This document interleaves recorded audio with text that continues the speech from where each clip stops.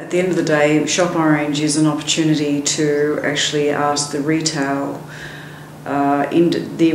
businesses to actually, once again, I keep using this word, collaboration.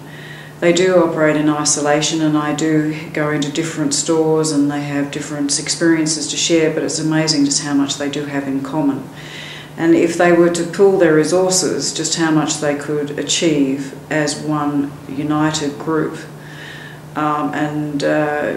It's like anything, is that, you know, everyone has something to contribute. We all come from different angles, we all have different creative levels, and we all have IT, you know, contributions that we can make. It's a case of pooling all those resources so that we can actually deliver a product that can be sold to, be it interstate or even intrastate, or internationally for that matter. Is that Shop Orange is a potential to be something very special because we are unique. We do have an enormous amount of independent stores that is something we've got to really treasure, because, you know, I'm not suggesting for 1 second the franchises aren't welcome. It's just a case of that we do have something very special here in Orange, and I believe that Shop Orange is an opportunity to assist those independents to work together and actually to try and achieve the potential of cross-promotion and get their name up in lights, say what we are. Be proud of being a town that has such strong independent retailers. Making shopping an experience for people rather than just trudging from one shop to the other. Something that's got a kind of gala feel about it. Is that something that you can do? Well, certainly something that I think that they're already doing. I mean, when you see bookstores turning into bookstores plus cafes, and you know, you're already starting to see it. And you know, you can. It's not just here in Orange, but you know, you can go into a shop in Canowindra, that sells dresses, but they also now serve a cappuccino and they've got Italian music playing, and it's a whole experience. It's not just about going into a shop because I want to buy a dress. It's about, I just want to go into this shop because it makes me feel good.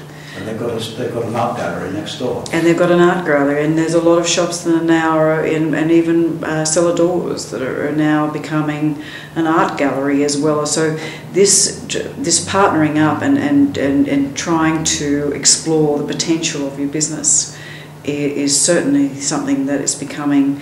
You know, I could cite one business in particular, which is a bookstore that, you know, has turned into a cafe that's now actually holding dinner parties, where you can actually book out and have dinner parties.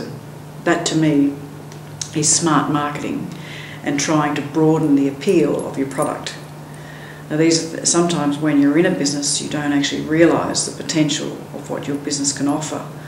And I think that using these champions who are doing this to actually highlight the potential to other stores, you know, who would think that if you're a surf shop that you could also have dinner parties in your surf shop, or you could have, you could have all sorts. You could have art. You have people doing art classes in a surf shop. I mean, it's a case of finding a blend of different appeal for your product, so that you can broaden your customer base. And the key also is customer service. Customer service is key. And I have to say, I think Orange does it exceptionally well. I know my experience here in Orange has always been something that I think, wow, this is great. We've got it.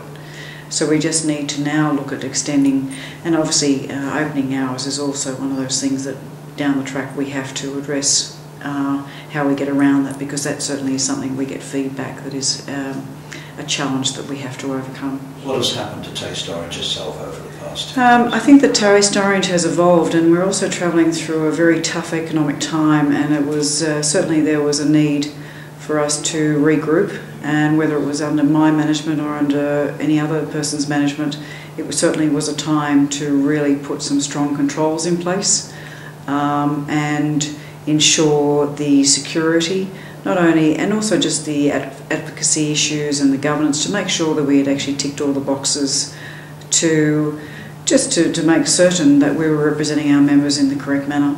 So there was, not saying that we weren't in the past, but it was just because of the economic pressure that was being applied not only to ourselves but also to our members, is that, you know, there was a need to just do a bit of housekeeping and also start really putting a creative hat on in regard to the commercial world.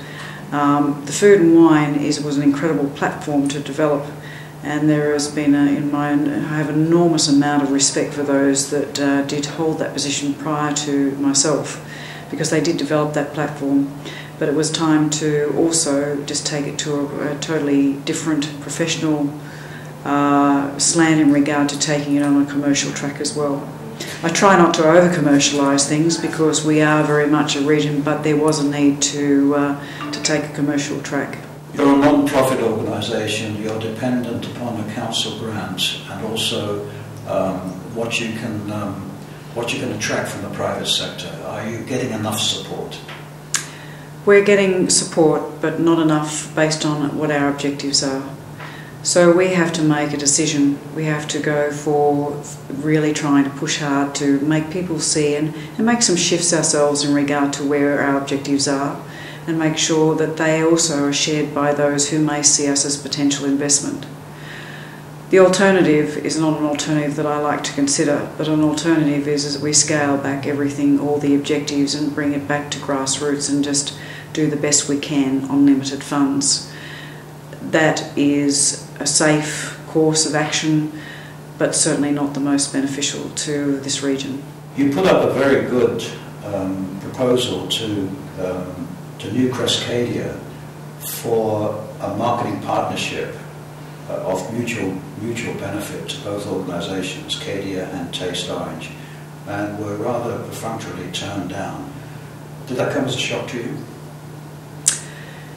It was disappointing, I have to say. It was disappointing because we did try to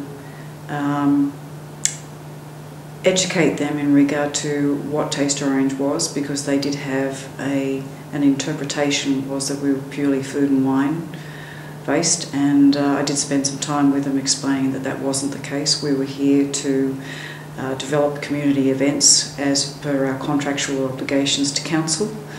I also shared with them the potential of what we could do together as far as ensuring that the people that actually work in the mine, that their experience here in this region was enjoyable, because otherwise they have the potential to lose those people. And not only that, for those people who actually move here to work in the mine with family, it's important that their family are happy living here as well as the actual employee, and from a retention point of view. But so it was disappointing that they didn't quite see that fit, and it's certainly not something I'm going to give up on. But we do need them, and I hope that one day soon they will see that they need us as well. One thing that has been suggested is that perhaps they could help support the Shop Orange scheme particularly by matching partnership donations from businesses here to raise the money that could make Shop Orange a big success. Would you consider that that is a role that they quite easily, and from your point of view, quite happily play here? Look, I think that any role that they play in regard to the community, because also in regard to Shop Orange, is that we also try to see that, you know, it's not just the franchises that benefit, be it Woolworths, and I'm not saying that they shouldn't benefit, but that is where the focus seems to be on, whereas the small independents, I do believe, need support. And as I said, they have huge financial pressures on them, and I believe that the Cadia could certainly come in there and actually help support these businesses so that they do offer a product that once again contributes to the retention of their staff. Where are your horizons with Taste Orange? What do you think the Taste Orange brand is capable of? What would you like to do with it? The current economy is driving that agenda to a point. I would certainly like to see our online presence increase and actually start taking on, when you look at other destinations around the world in regard to how they secure visitation and they secure investment in those regions, they are very savvy when it comes to website presence, and they're also very savvy in regard to, be it mobile applications, just that whole, the technology that they use to entice people to consider, be it business or just a general visitor. we need to start considering ourselves to have that as our aim, is to achieve those sort of levels. There's lots of people out there that do it wrong, but there's lots of people out there that do it right, and it doesn't matter whether they're in, if they're in Victoria or they're in Southeast Asia. We need to have a good look at what they're doing and try and pick the good out of what we see, and try and avoid the people who have made some mistakes, some very costly mistakes. Are you happy with the way things have gone so far? I am. I'm very, very happy, and I'm very, I have to say, I'm very grateful for the enormous amount of support. I mean, I came to this job and this town not knowing a soul, and I have the enormous support. There has been some challenges along the way, but I've tried to always keep an open door, an open mind, and an open policy in regard to dealing with all businesses, and I think that has been has helped our relationships grow stronger.